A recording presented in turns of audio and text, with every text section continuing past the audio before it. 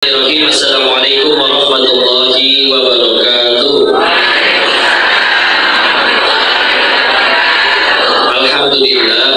Alhamdulillahirabbil alamin. Alhamdulillahilladzi khalaqal mauta wal hayata liyabluwakum ayyukum ahsanu amala wa huwal azizul ghafur. Segala puji hanya kepada Allah. Siang hari ini dikumpulkan kita di tempat yang baik, dalam kegiatan yang juga baik, bahkan bersama orang-orang baik. Ngobrol apa ibu teh? Ya, sudah lanjut. Si kalem ya. Alhamdulillah. Segala puji bagi Allah dan salawat salam semoga selalu tercurah kepada junjungan kita baginda Rasulullah Muhammad sallallahu alaihi wasallam beserta kerabatnya, keluarganya, sahabat-sahabatnya, dan semoga Allah sanggupkan kita istiqomah dalam meniti sunnahnya insyaallah. Salam ta'zim dari kami kepada para asatidz, alim ulama, kiai, tokoh masyarakat yang hadir di masjid ini. Saya izin gak apa-apa duduk di kursi di atas. Maafin ya, yang bicara di depan sama sekali tidak berarti lebih mulia, justru lebih banyak dosanya kelihatannya ya. Karena dari tadi sambil saya lihatin wajah-wajahnya, kelihatannya nggak ada yang pernah jadi badan judi ya. Berarti kan saya yang paling banyak dosanya ya. Kok bang udah tobat tapi nggak pernah dapat SMS selamat tobat Anda diterima. Ya Allah maha baik ya. Mudah bagi dirinya mematikan siapapun, kapanpun, dimanapun atas dosanya.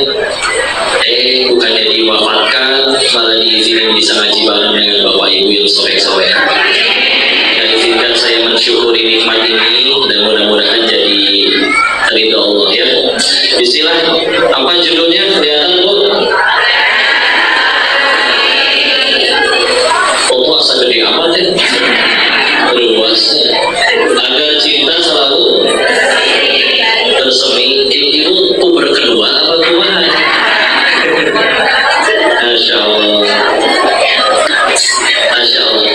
Agar cinta selalu bersemi ya. Yakin dulu, cinta itu baru bisa ada setelah kenal ya. Karena kalau misalkan ada yang bilang kok ada cinta pada pandangan pertama, udah gitu melihatnya benar-benar ya hanya pandangan aja, itu mah menurut saya lebih tepat disebutnya naksir ya. Kalau untuk nyampe cinta itu harus ada pembuktiannya dan juga yang kenal benar-benar tahu. Makanya bukan salah satu, kalau guru saya bilang ini justru ilmu yang paling penting untuk dipelajari untuk semua orang, terutama yang muslim apalagi, yaitu adalah ilmu ma'rifatullah, ilmu kenal sama Allah. Pasti kenal dulu sama Allah ya. Karena kalau misalkan ternyata susunannya, belajarnya tidak sesuai susunan, maka punten bisa ada sesuatu yang kurang baik. Kayak misal contoh ya, begini, ibu anak-anaknya sekolah bu, ini udah ibu-ibu semua nih. Ada yang masih jomblo, coba yang jomblo angkat. Bedakan jomblo dengan janda bu ya. Ya, tetap single ya, tapi mudah-mudahan jodohnya soleh ya. Tapi tolong tenang ibu, dan saya tanya seperti tadi itu bukan pengen nafkahin ibu, bukan. Ya, yang punya anak. Anak ibu sekolah bu? Biar apa sekolah? Oke, ya pintar ya. Tujuan pengen pintar itu bagus ya. Tapi pendidikan di dalam Islam, dan kita tahu ada susunannya ya, itu tujuannya ternyata bukan bikin pintar, bahkan kami berani bilang jadi pintar dalam sistem pendidikan Islam Islam izin mohon maaf, cuma efek samping. Ulangi. Karena kalau sekedar pinter Pak, aku yakin banyak orang pinter langsung lahir dari sananya pinter ada Pak ya. Meskipun dia nggak sholat, meskipun dia tiap hari maksiat, banyak orang pinter ya. Alhamdulillah, maling-maling di negeri ini juga pinter, betul nggak? Dan tolong jangan diperhalus jadi koruptor ya. Maling mah maling aja, berarti ya. Kan gini, kalau maling bodoh, malingnya mau nangkep ayam, karena bodoh ayamnya nggak ketangkep, malah malingnya yang ketangkep, bodoh soalnya ya. Yang repot kan kalau malingnya pinter, betul? Yang maling sendirian, yang kelaparan jutaan rakyatnya, repot ya. Udah gitu ngecek pinternya dari mana? Oh, nilainya bagus. Kunci jawaban nggak bisa beli ya. Di negeri Konoha ya, bukan di sini ya. Nggak usah kayak kunci jawaban tuh, ijazahnya bisa beli nggak ijazah? Pengen menang juara, tinggal datang ke toko piala. Itu borong aja seperti pajang di rumah di lemari ya. Ngecek pinternya dari nilai dan ijazah yang bisa dibeli, tahu-tahu mimpin jutaan rakyat. Nah ini kan agak repot ya. Makanya punten ya, nggak cukup pinter asli, orang pinter dari sana itu nggak ada. Meskipun dia nggak sholat, meskipun dia maksiat, tapi ngapalinnya cepat, nggak lupa lagi. Akan selalu ada yang kayak gitu. Terus dalam Islam pendidikan tujuannya apa tuh? Contoh Quran surat ke-62 Al-Jumu'ah ayat kedua ya. A'udzu billahi minasyaitonir rajim. Bismillahirrahmanirrahim. Huwallazi ba'atsa fil ummiyina rasulan minhum yatlu 'alaihim ayatihi wa yuzakkihim wa yu'allimuhumul kitaba wal hikmah. Kita lihat ya, dialah Allah yang menurunkan Rasul yang ummi dari kaum kalian sendiri. Satu, untuk membacakan ayat-ayatnya ya. Menyucikan jiwa, menyucikan ini dan sampai sini dulu. Karena sisanya baru mengajarkan isi Alkitab, dalam artian di sini isi Al-Quran dan juga hikmah-hikmahnya. Nah, ini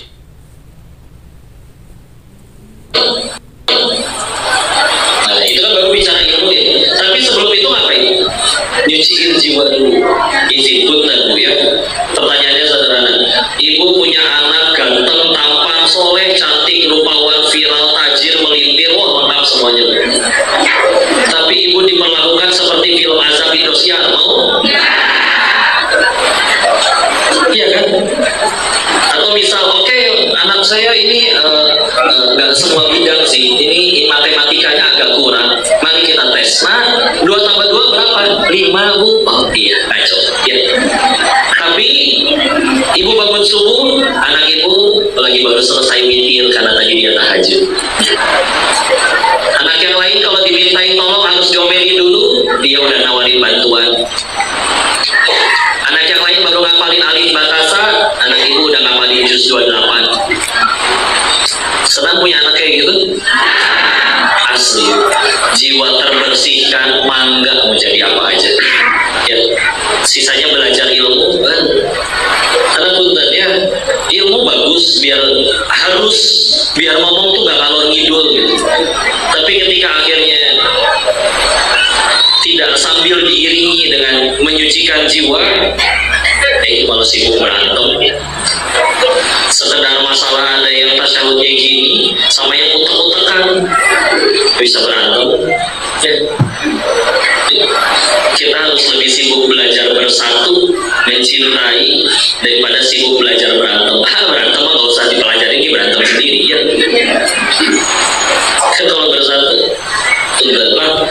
Salahuddin Al-Ayyubi sebelum menaklukkan Baitul Maqdis, beliau menghabiskan 13 tahun untuk menyatukan umat dan hanya 13 bulan untuk menaklukkan Baitul Maqdis. Itu dulu ya. Dan bagi cinta betul, kadang orang, saya pengen bahas cinta secara umum dulu ya, karena kayaknya umur ibu udah gak cocok buat cinta-cintaan ya.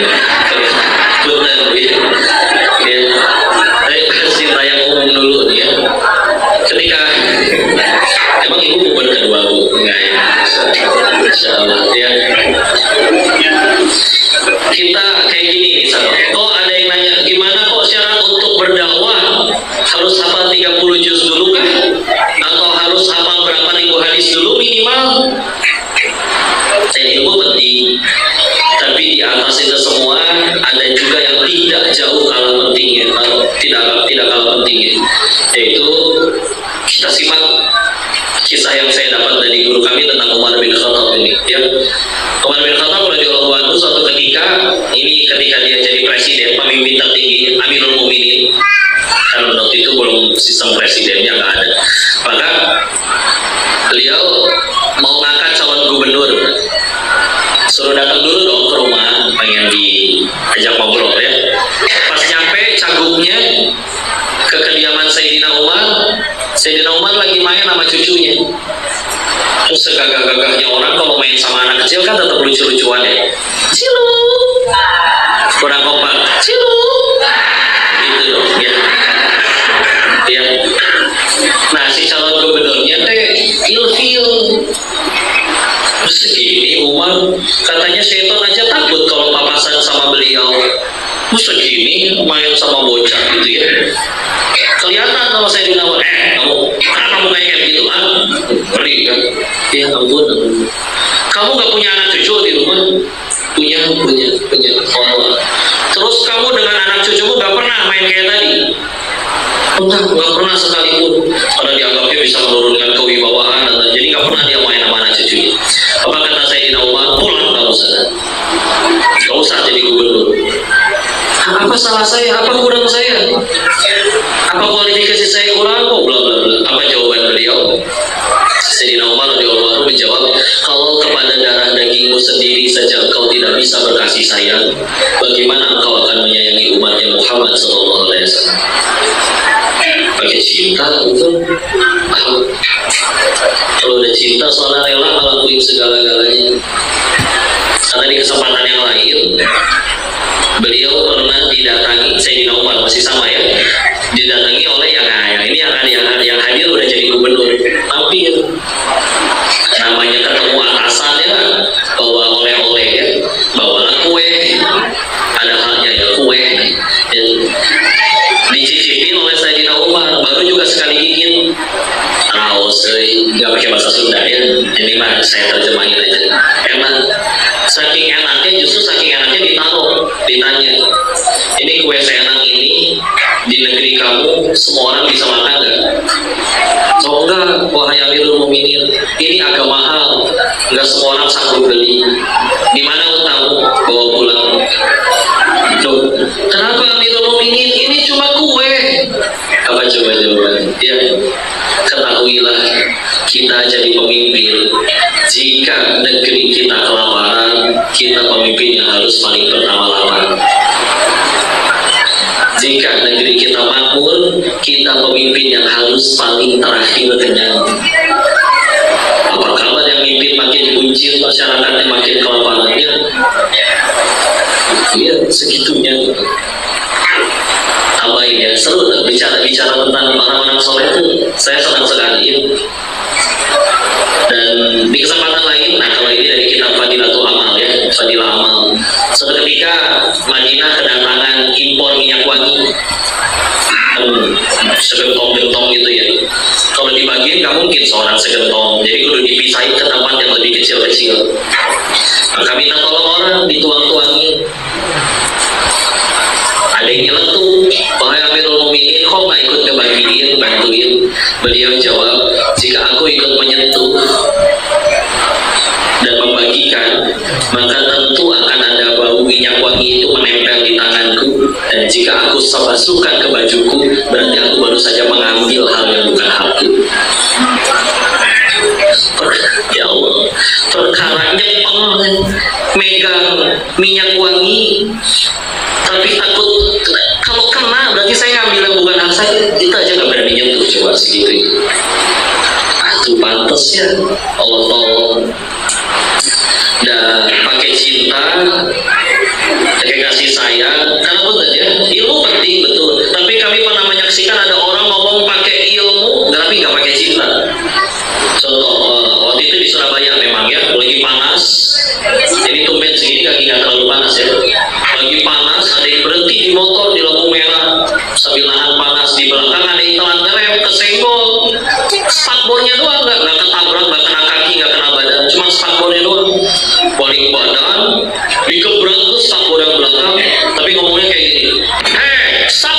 Allah, innallaha ma'as sabirin, tahu? Betul nggak dalilnya? Iya. Al-Baqarah 153 gitu kan. Ya. Tapi pakai ilmu aja dalil, nggak pakai cinta, berantem tuh mereka di situ. Alhamdulillah ya. Bayangin ya, suatu hari kita ada hari mungkin di mana kita ngerasa ya Allah, dan saya teh banyak dosa, pengen taubat, tapi diampuni enggak ya? Tapi bingung mesti mulai dari mana?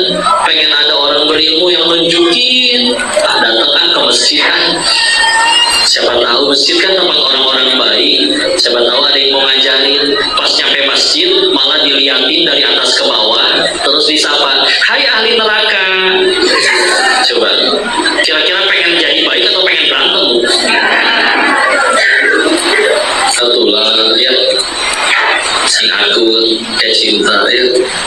Karena Allah, selagi ada cinta di hati kita kepada orang yang ingin kita dakwai, kalian punya segala hak untuk berdakwah. Kok gimana cuma tahu satu dalilnya punten ya, hafal 1000 dalil nggak pakai hati, apalagi niat bicaranya salah, pengen nunjukin dia lebih pinter, pengen nunjukin aku udah belajar lebih lama. Mudah bagi Allah, nggak masuk tuh ke hati yang dengarnya.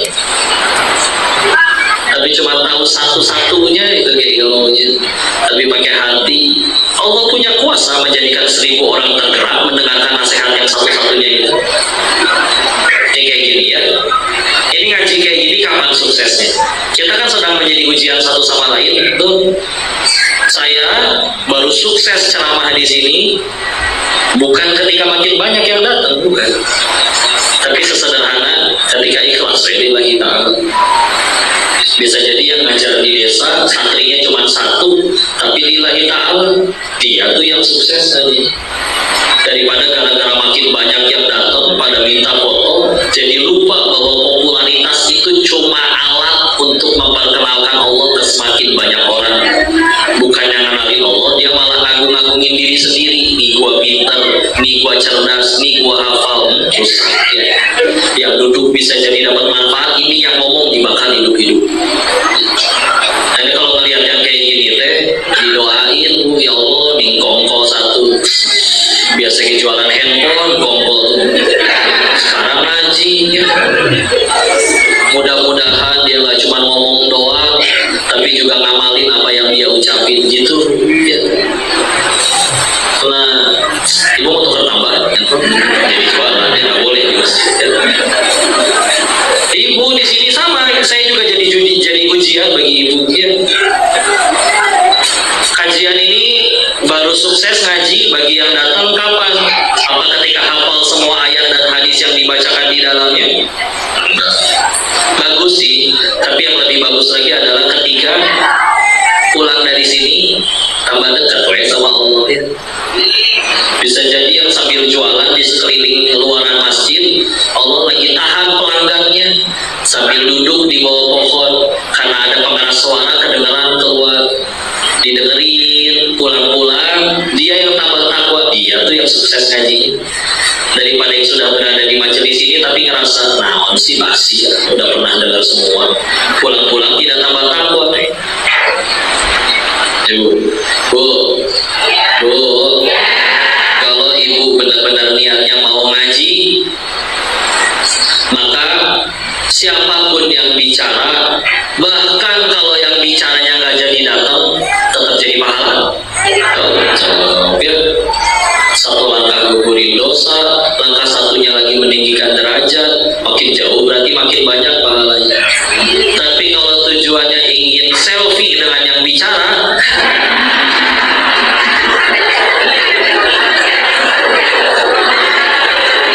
ini ketawanya gitu sih. Ketahuilah yang diajak selfie ini nggak bisa nyelamatin siapapun ke surganya Allah. Nyelamatin diri sendiri aja nggak bisa, punten ya. Jadi masih mau foto? Hai kawan pantai, semua selamat ya. Masya Allah. Ya inilah rasa kuat di muka bumi ya. Sen kiri belok kanan.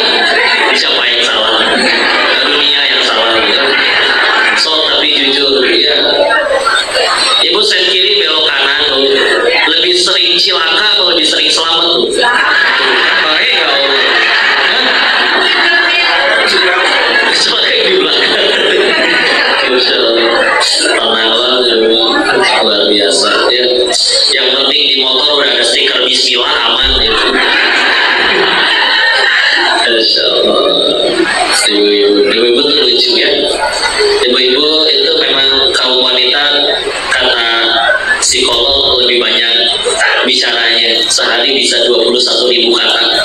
Laki-laki sepertiganya 5.000 sampai 7.000. Kita tes ya. Bu, kalau dikejar anjing gimana? Lari. Pertanyaan kedua, kalau diibu sama anjing larinya kencengan siapa? Terus ibu lari buat apa?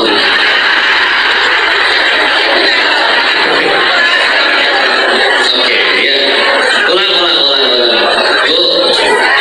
Bu. Ibu. Ini mau nanya dulu. Ya. Ibu pengen punya suami yang jujur? Ya. Pertanyaan selanjutnya, Bu. Ibu siap suami ibu mengatakan yang sejujurnya? Paling tidak siap. Bu, sebetulnya saya kagok ya. Insya Allah. Udahlah, tenang dulu. Ya udah ya. Jadi pakai cinta pakai hati. Apalagi kalau bicara dakwah, ingat dakwah itu baru jadi berat kalau kita mewajibkan orang harus jadi soleh gara-gara kita. Berat. Gimana caranya mengubah orang? Ya. Padahal perintah dari Allahnya jelas. Al-Ghoshiyah surah 88 ayat 21-22. Fadzakir innama anta mudzakir. Ingati, tugas kamu ngingetin tok. Ingetin aja.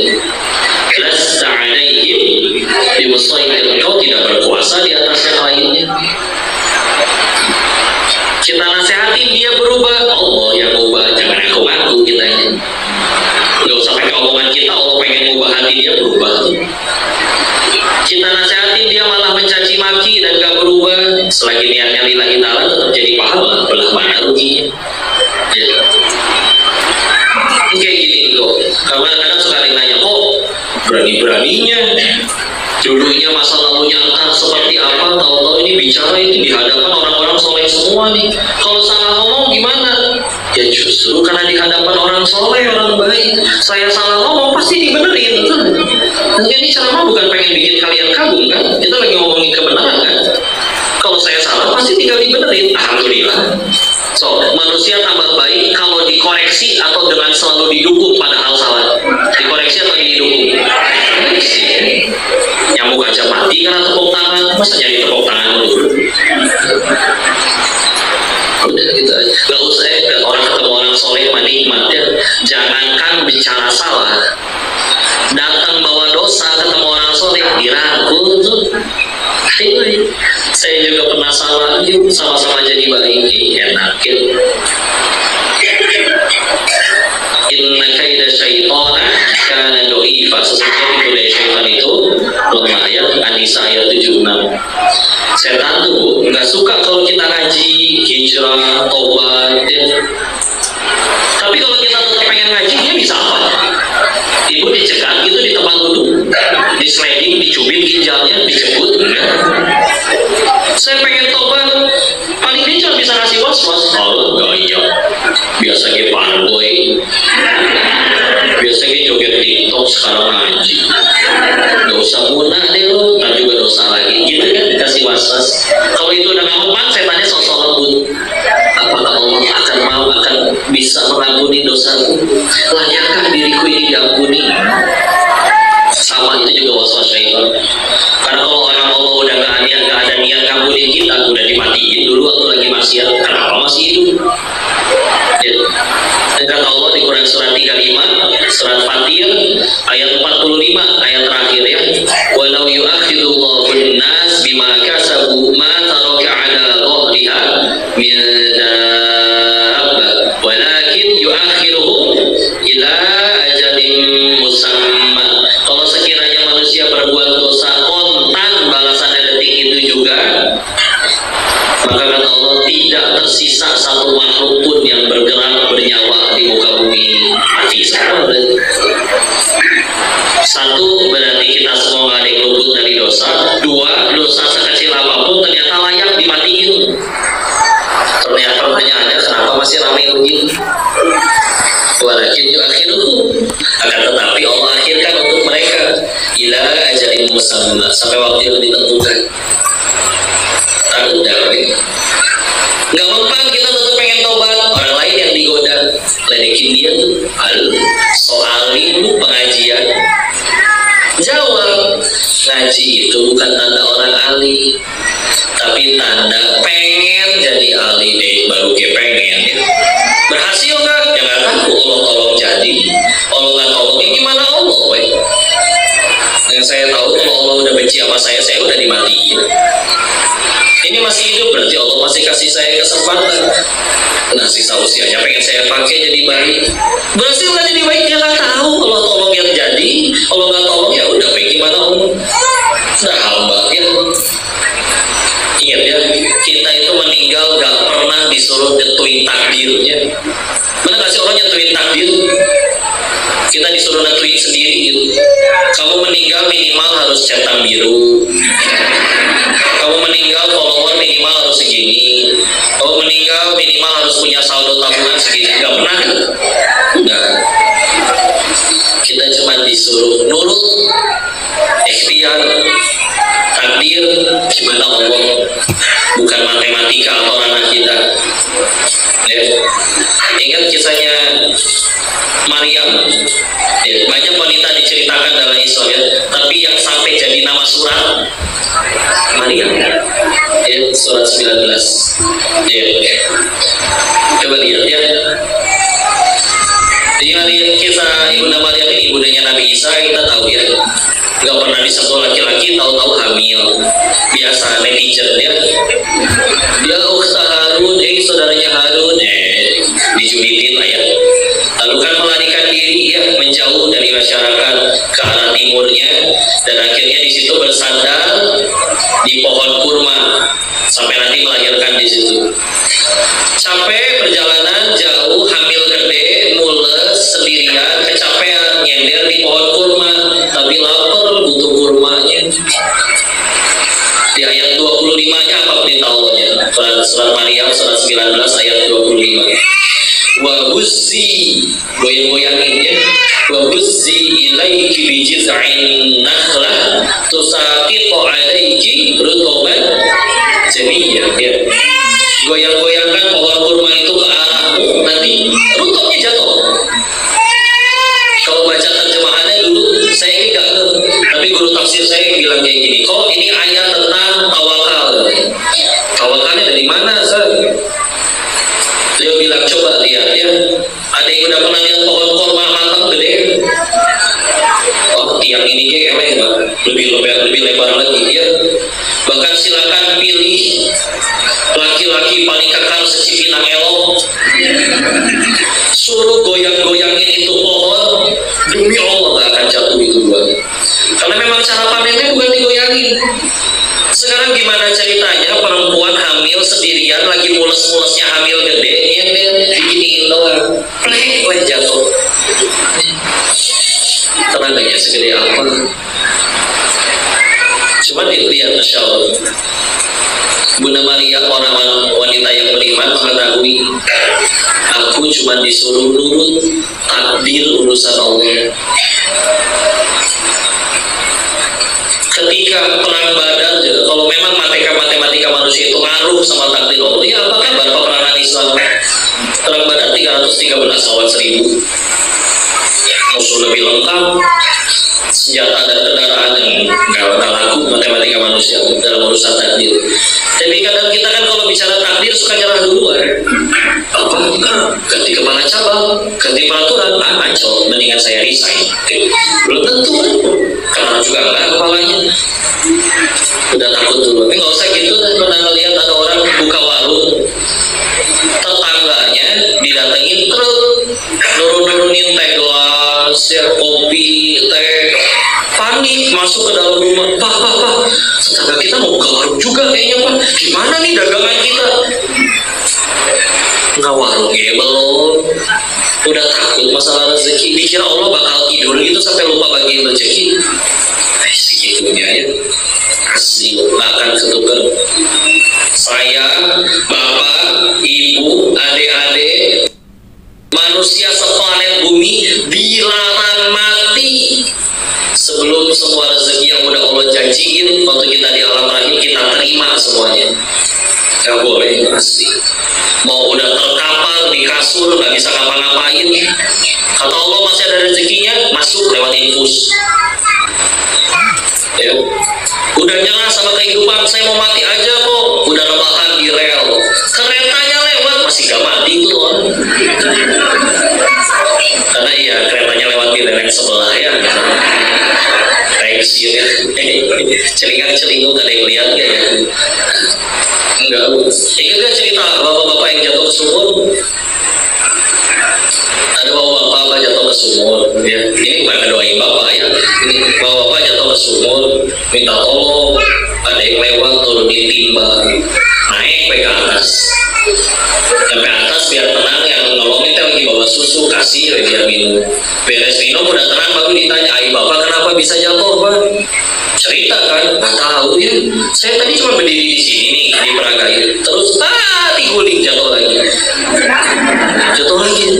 tapi jatuh yang kedua mati, meninggal. Itu kata guru saya, beliau bilang kayak gini ya, itu orang masih punya rezeki 1 gelas susu lagi, makanya udah nyampe tempat matinya kayak kasih naik gelas itu ke atas, naik dulu, beres selesai dijemput 1 gelas susunya udah habis rezekinya, baru boleh mati jatuh. Boleh. Punten ya, ini logis banget, sederhana. Di luar sana detik ini ada nggak yang lagi maksiat? Jawab. Ada nggak yang lagi nyembah berhala? Mereka dapat rezeki nggak? Dari siapa?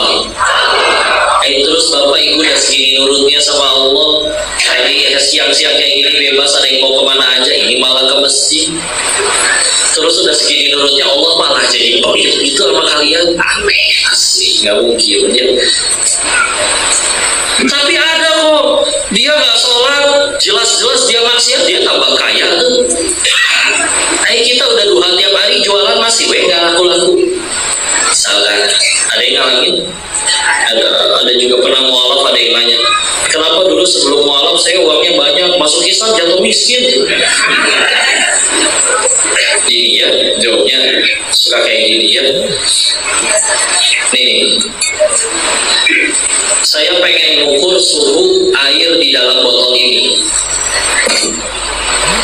Mengukur suhu air pakai apa? Termometer. Bukannya masukin termometer, saya malah masukin penggaris. Dapat nggak suhunya?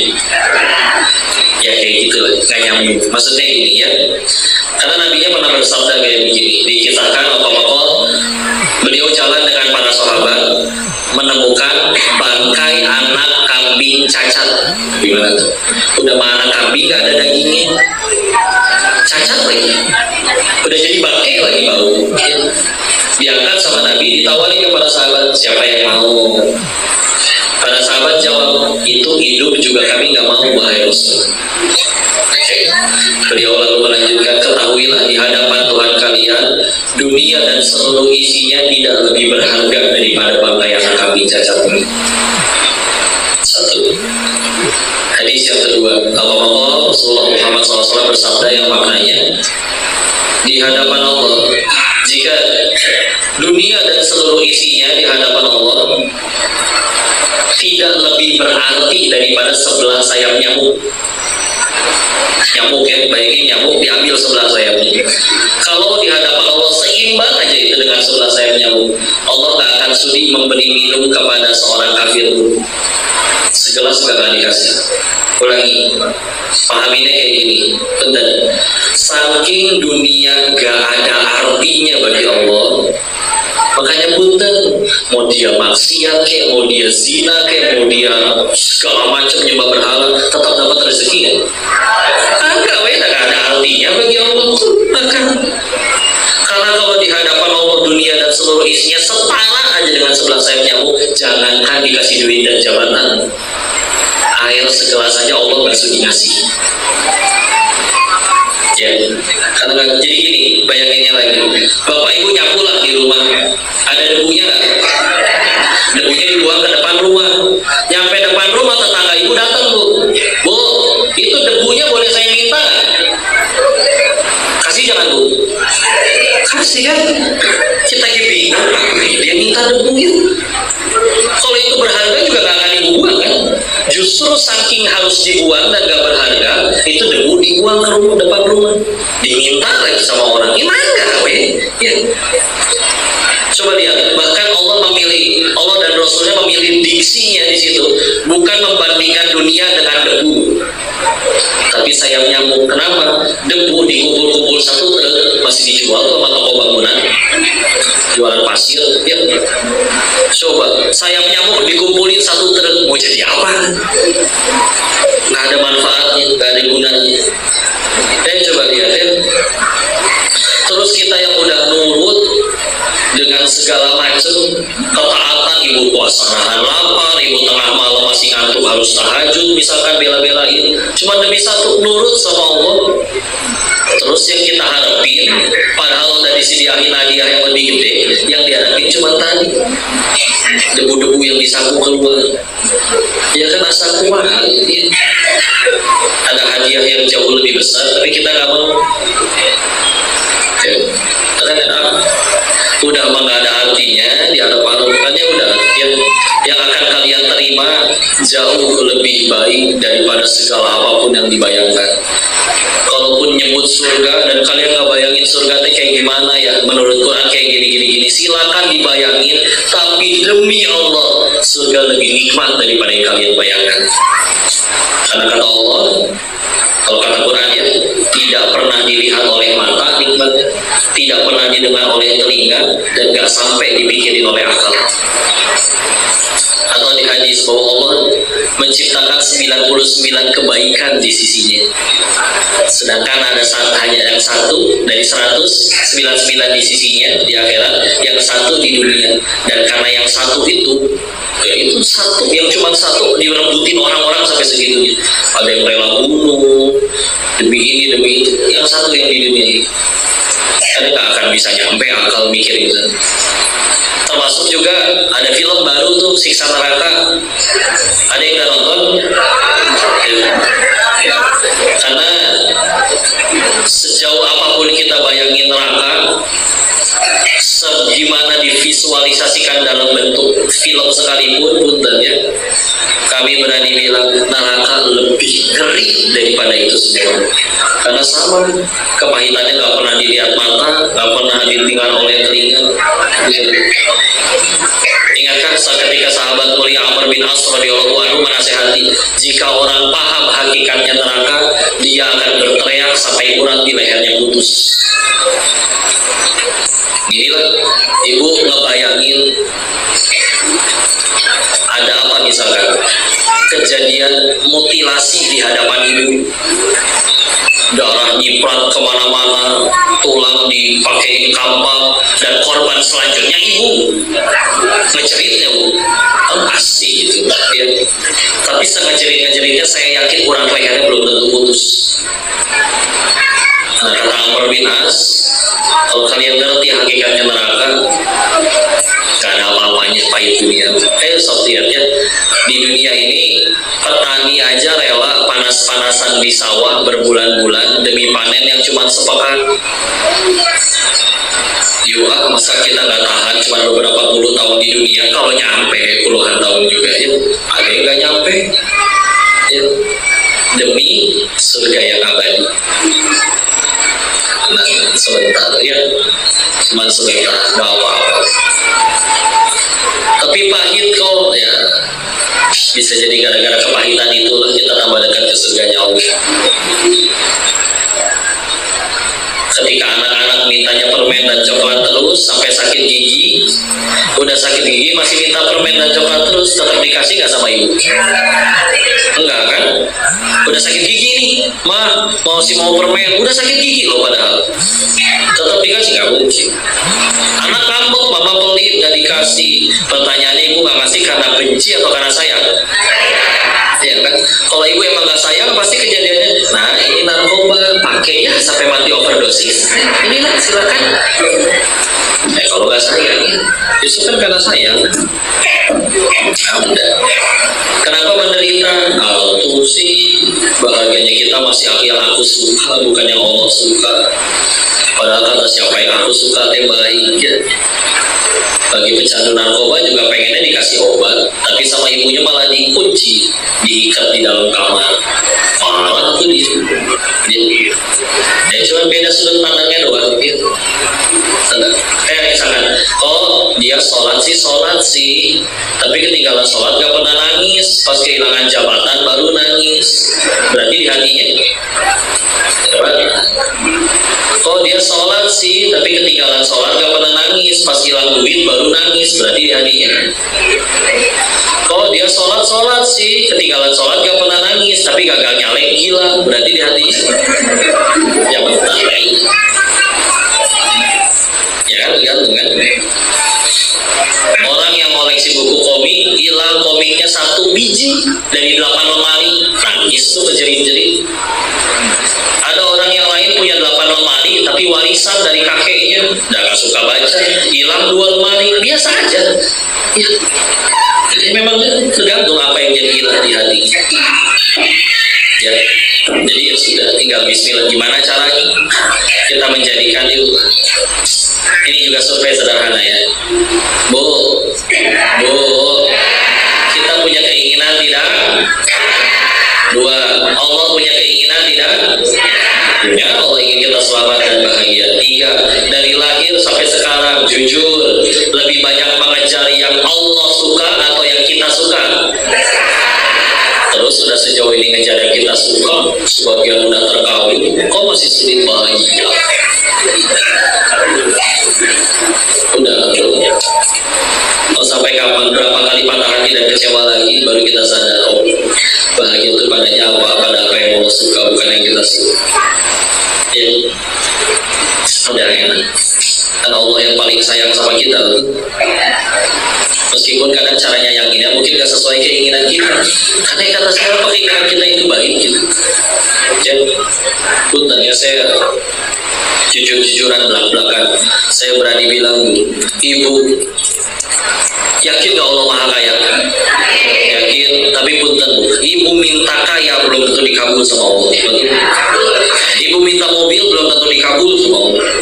Bapak minta jabatan belum tentu dikabul sama Allah. Bahkan izin, ibu bapak minta sehat belum tentu dikabul sehat sama Allah. Tapi ada satu permintaan yang kalau kita minta pakai hati, Allah pasti kabul. Minta apa? Minta hidayah. Yuk, entah kapan kalau pas lagi sendirian bangun malam duduk, kalau bisa habis sholat, ya Allah, Allah minta petunjuk, yang di qalbah, ya minta ditunjukkan hati. Kenapa? Karena minta yang lain, Allah bisa, Allah Maha tahu ini anak nih, ini anak dikasih anak rusak ini, makanya nggak dikasih. Meskipun kita tiap hari tahajud minta duit. Tapi kalau sudah yang tadi, ya di qalbah, hati yang udah dikasih petunjuk sama Allah, punten, masalah apa sih yang bisa menyesatkan orang yang dikasih petunjuk sama Allah? Diuji harta, dia tahu harta ini ujian, dia jadi manfaat. Dihina orang, dia tahu surganya bukan di mulut orang. Kalau bentuknya nasihat, kritik dia terima, tapi kalau cuma julitan, ya udah. Dia tahu satu dunia mencintai, kalau Allah tidak cinta, dia bahaya. Dia juga tahu satu dunia benci, tapi kalau Allah sayang selamat, ya. Kelakuannya nyebelin, dia tahu. Kita meninggal nggak ditanya kelakuan orang, tenang. Kamu nggak apa-apa belum? Kejadian kamu tuh berat banget. Enggak. Saya mati bakal ke surga pengen. Nabi Adam aja diusir dari surga karena satu dosa. Terus saya dosanya apa? Cuma 1. Amalan ala kadar ya, sholat lupa dulu, istighfar apalagi, sedekah irit. Tapi cita-cita pengen tetanggaan sama Nabi di surga, malaikat kayak geleng-geleng, amalan sukses pengen, mulia pengen, amalan segitu-gitu nih, Allah tolong, tahu ada masalah pasti aman gawe. Bisa jadi gara-gara kemailan ini. Tahu di hadis riwayat Imam At-Tirmidzi ada, saya lupa susunan ayatnya, tapi kalau dimaknain dulu guru kami jelasinnya kayak gini. Akan ada orang di hari akhir yang berharap untuk menggunting-gunting daging tangan mereka sendiri. Ketika mereka melihat apa? Ketika mereka melihat ada orang yang hidupnya pahit di dunia, tapi tapi dia bersabar, lalu Allah berikan ganjaran surga. Sehingga si orang yang tadinya di dunianya nggak sakit, nggak miskin, nggak kelaparan seperti orang tersebut, pas orang ini ngelihat, ya Allah, surga itu senikmat itu ya, ganjaran dari kelaparan, ganjaran dari difitnah orang, ganjaran dari bersabar dari itu semua, senikmat itu, maka mereka mengharap menggunting-gunting tangan mereka sendiri. Saking nikmatnya. Ya. Allah yang paling tahu kita kudu diuji dengan cara apa. Tenang, Allah yang paling sayang. Ya. Bu, jujur, pilih. Seluruh keinginan ibu dikabul. Gak ada satupun yang gak dikabul. Kecuali satu, Allah tidak memberikan ini. Tidak ada tempat untuk kalian di surganya Allah. Mau? Padahal dikabul seluruh keinginan ibu. Ya, Song Joong Ki jadi suami ibu. Nah, bisa. Atau dibalik, seumur hidup ibu lebih sering gak dikabul doanya. Tapi Allah cuma janji satu, disediakan tempat terbaik untuk ibu di surganya Allah. Mau? Berarti kan yang paling kita pengen aslinya apa? Meskipun kadang kita suka lupa kan, bahwa semua kepahitan kita itu membawa kita ke sana. Gak ada yang sia-sia. Kalau jujur ya, dari kenyataan tadi yuk kita lihat kisah di surat Al-Kahfi surat ke-18 ya, kisah Nabi Musa ketemu Nabi Khidir di ayat 60 sampai ayat 82 ya, ayat 60 sampai ayat 82. Di situ sebentar.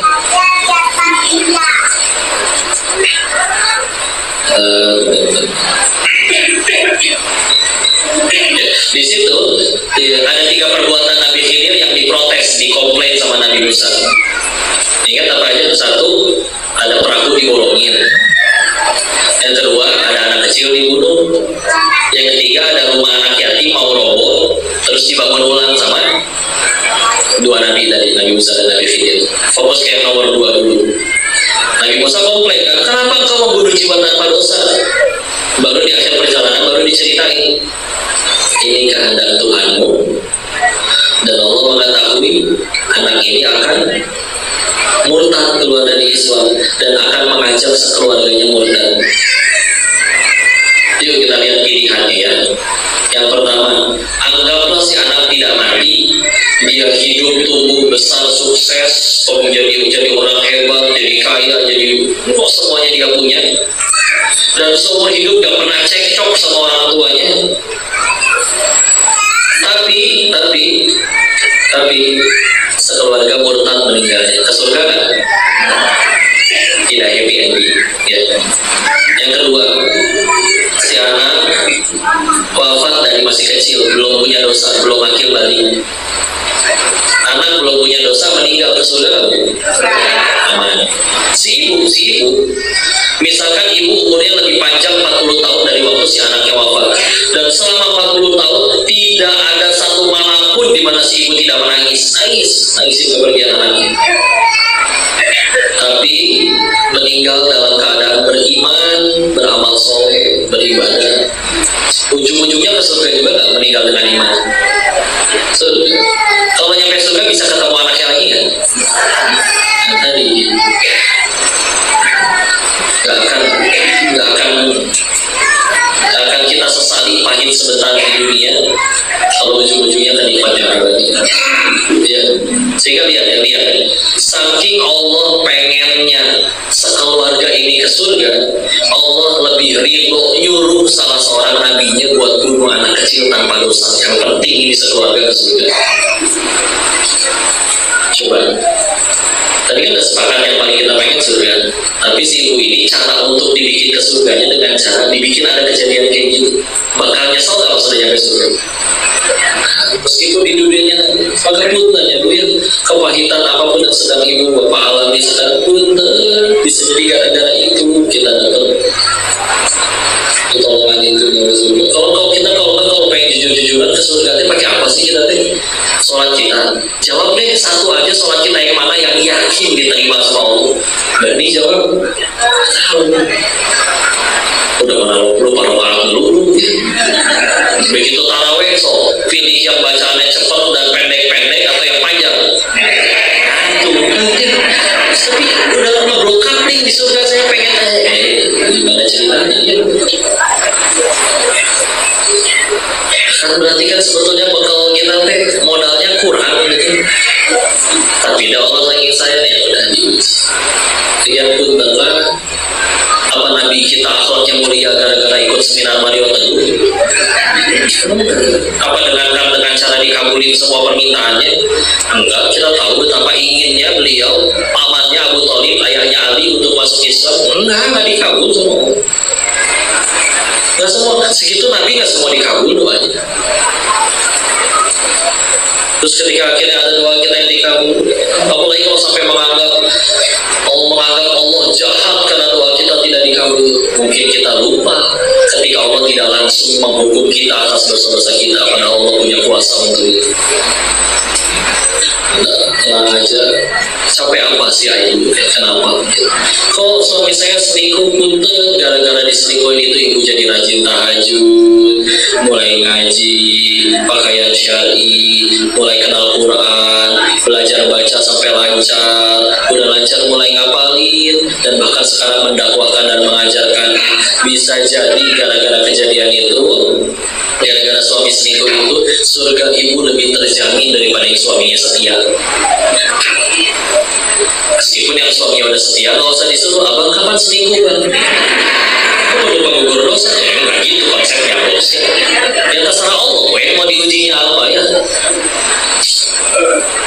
Nah, intinya mah gak ada yang rugi itu satu, sih belum mikirin Allah sih rugi. Dan kalau di Darul Tauhid, kalau di nasihat dari Allah gampang. Quran surat 13 ayat 28, ada bidzikrillahi tatma'innul qulub. Hanya dengan mengingat Allah maka hati menjadi tentram. Hati kamu lagi nggak tentram, stres, depresi dan lain-lain, sederhana, kamu pasti lagi nggak ingat Allah. Ya juga ya, tadi kan lagi ingat cicilan. Yuk, ada ingat saya mau diapain adalah sok mangga ya. Kan ya ketika ada ini sih menjadi jawaban saya banget waktu dulu berangkat ke Thailand tuh. Kita semua saya yakin berangkat dengan satu tujuan yang sama. Semua pengen bahagia ya di sini ya. Nah dulu saya kiranya bahagia tuh udah punya duit dulu. Makanya berangkat ke Thailand karena lemahnya iman, jadi cari duitnya haram di sana. Tapi setelah akhirnya nyobain semua yang kata orang sumber kebahagiaan, udah pernah nyobain semua ya, duit ya apa ya segala macam di situ. Tapi malah belum bahagia juga. Yang punya lebih banyak aja malah lebih menderita, macam-macam ya. Ada yang istrinya selingkuh, ada yang dia kena HIV/AIDS, ada yang anak-anaknya mati overdosis narkoba, nggak ada yang happy ending. Ya, maka saya kan nanya kan, kalau gitu kita mesti bahagia dengan cara apa lagi nih? Ya, yang jawab malah orang ateis tentang bahagia tanpa batas itu. Gua nggak ngerti pertanyaan lu nih. Orang yang bahagia tanpa batas, tanpa alasan, cuma yang udah dekat sama Tuhannya kali. Saya yakin dia nyeletuk. Tapi waktu lagi sekolah dulu TK sampai SMA, saya sekolah Katolik. Jadi kan ada kisah para nabi juga. Di kisah para nabi itu kan walaupun detailnya kadang berbeda, tapi garis besarnya sama kan. Pahala banyak, dosa terampuni, tapi ujian berat banget. Tetap jadi orang baik lagi. Belain apa sih? Kalau kadang kita ngeliat ada orang capek-capek, bak-bak, jungkir balik, ternyata dia dapat apa? Duit misalkan 2 triliun. Kan bikin kita, oh pantesan. Pak Nabi ngejar apa? Dibuang ke sumur sama saudaranya, ada yang digergaji dari selangkangan sampai dari kepala sampai selangkangan dibelah 2 oleh umatnya, ada yang difitnah oleh wanita masuk penjara, ada yang penyakit kusta 18 tahun sekujur tubuhnya, dan waktu kena penyakit kusta 12 anak kandungnya meninggal barengan. Tapi tetap jadi baik. Belain apa sih? Dapat duit enggak? Ya ada sih nabi yang kaya dan jadi raja, tapi kan banyak kan yang ujiannya pahit. Belain apa? Nggak ngapain, belain apa? Dan itu sederhana, karena di hatinya ya udah tadi sudah yahdiqallah, sudah ditunjukin hatinya Allah. Sehingga bahagianya udah berubah. Dulu bahagianya yang aku suka, sekarang bahagianya yang Allah suka. Dulu bertanya apa aku sudah bahagia, sekarang dia bertanya sudah berapa orang yang aku bahagiakan. Ada cukup. Karena kita isi hati dengan apapun selain Allah, masih belum bahagia. Akan selalu kita temukan yang lebih kaya dari kita, enggak. menderita. Saya yakin di sini ada seorang istri yang suaminya pulang cuma bawa seblak, tapi udah bahagia dan bersyukur. Ada di Thailand mah ada istri minta cerai dari suaminya gara-gara tidak dibeliin mobil yang kelima. Benar, demi Allah. Ada yang nggak setidak bersyukur itu. Ya. Ya tinggal apa? Tinggal di hatinya aja ya. Istilah suka tidak suka, mau tidak mau kita tunduk ke Allah. Pasti ya Allah. Tapi pilihannya dua kan. Mau datangin Allahnya dengan sukarela, apa harus disayat dulu? Saya terlupain dulu ya. Anda udah paksain, malas ngaji, paksain ngaji, malas baca Quran, paksain baca Quran, malas sholat, paksain sholat.